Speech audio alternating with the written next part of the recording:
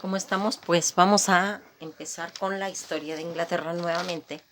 Ahora vamos a hablar de toda esa relación, como ya les he ido yo comentando, acerca de que se va a unir Inglaterra con Francia.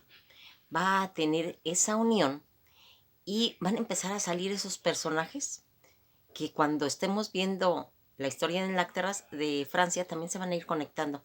Pero aquí entran ya.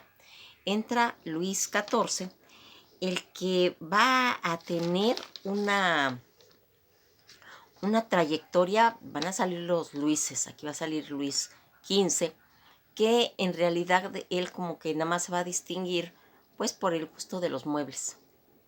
Y luego viene Luis XVI, que ahí es donde ya va a empezarse a hacer toda esta decapitación de esos reyes, donde va a salir la historia de María Antonieta, que lo vamos a ver en Francia, y también de Luis XVI.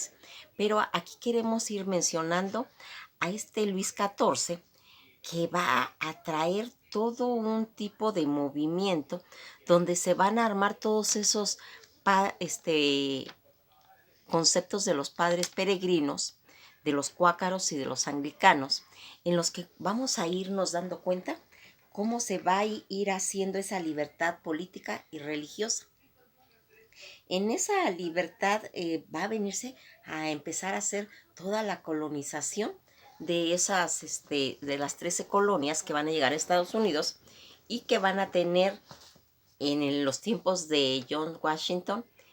Van a empezar a ver todas esas tolerancias, por ejemplo en Pensilvania, donde hay esa tolerancia religiosa, donde van a ver todas las religiones católicas, protestantes, y va a haber una tolerancia en Pensilvania. Y en Filadelfia, donde se va a empezar a hacer la primera biblioteca y el primer hospital de América.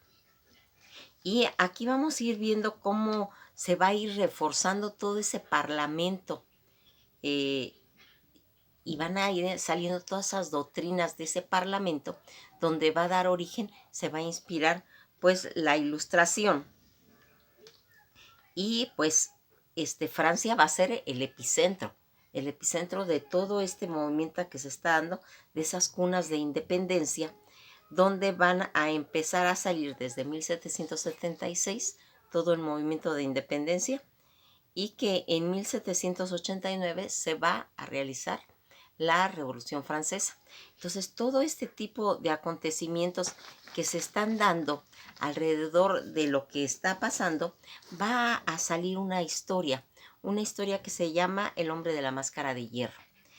Este hombre de la máscara de hierro, que después va a ser una película, en el cual el misterioso personaje francés de los siglos XVII y XVIII, que fue encarcelado por razones desconocidas en la prisión de la Bastida. En la Bastilla, mientras estuvo el prisionero, su rostro siempre fue cubierto por una máscara, probablemente hecha de terciopelo, aunque la leyenda dice que era de hierro. El filósofo de la Ilustración, Voltaire, hizo la primera referencia de la existencia de él en la obra El siglo de Luis XIV. Aquí vamos a ir viendo cómo Eustache Ducler, que va a nacer en 1640 y va a fallecer en noviembre de 1703, va a estar en todo ese reino de Francia. Dice la historia, porque aquí se unen, recuerden, Francia e Inglaterra. Van a haber personajes de Inglaterra. Diversos historiadores y escritores han relatado cómo fue la misteriosa vida del hombre, el hombre de la máscara de hierro, que era el príncipe. Fue Voltaire quien, estando en la Bastilla en calidad de reo, escuchó la narración de un preso más antiguo que hablaba de la existencia del misterioso personaje. Según la leyenda, el personaje murió en 1703 y fue enterrado en el cementerio de San Pablo, en París, con el seudónimo de Marchiali, pero su verdadero nombre, y por razones por las cuales había sido encarcelado, era considerado como un secreto de Estado.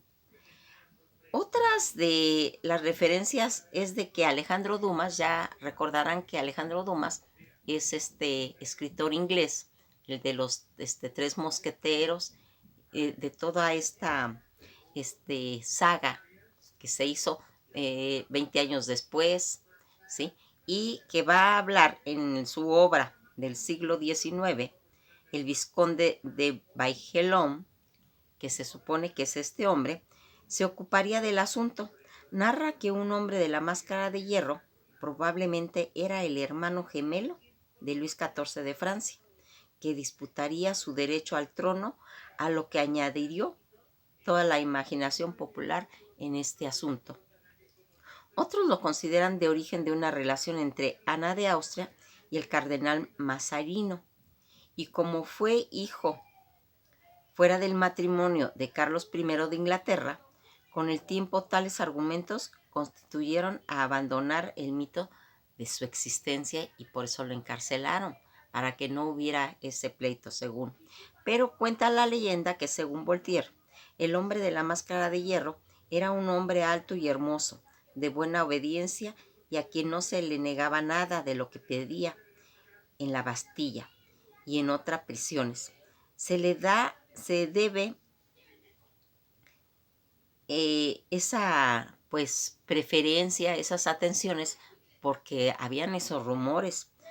Sí, se le daba siempre la mejor cena y el alguacil se reunía algunas veces con este personaje. Además, agradaba los vestidos finos y de encajes y le gustaba tocar la guitarra. Había sido alimentado por un sordomudo. Tenía prohibido el contacto con las personas de la prisión, que debían tener puesta siempre la máscara en todo el tiempo.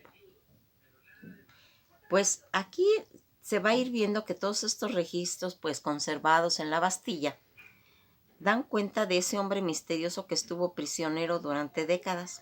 Su custodio era Benigno de Saint-Marc, quien ejercía como gobernador y penitenciario del Pignerol.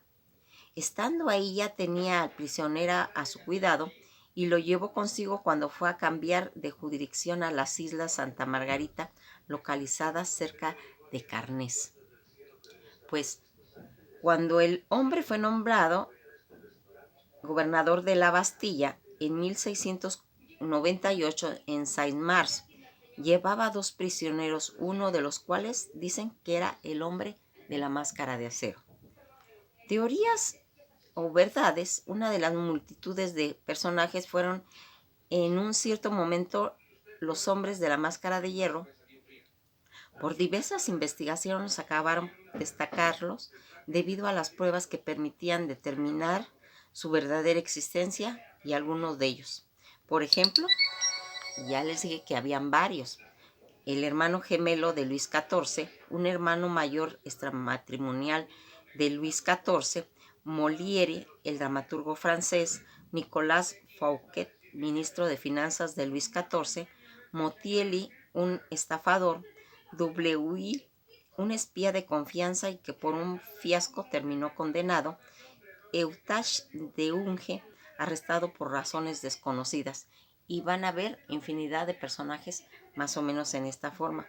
Para los historiadores ingleses, Roger MacDonald, La Máscara de Hierro, es la verdadera historia de Dag Artham y los 3 mosqueteros.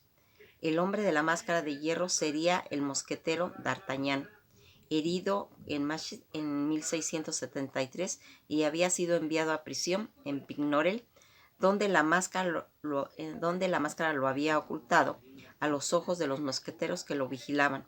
La prueba, según MacDonald, sería el libro Memorias de D'Artagnan. Pues esto ha sido todo por hoy y nos veremos en la próxima video.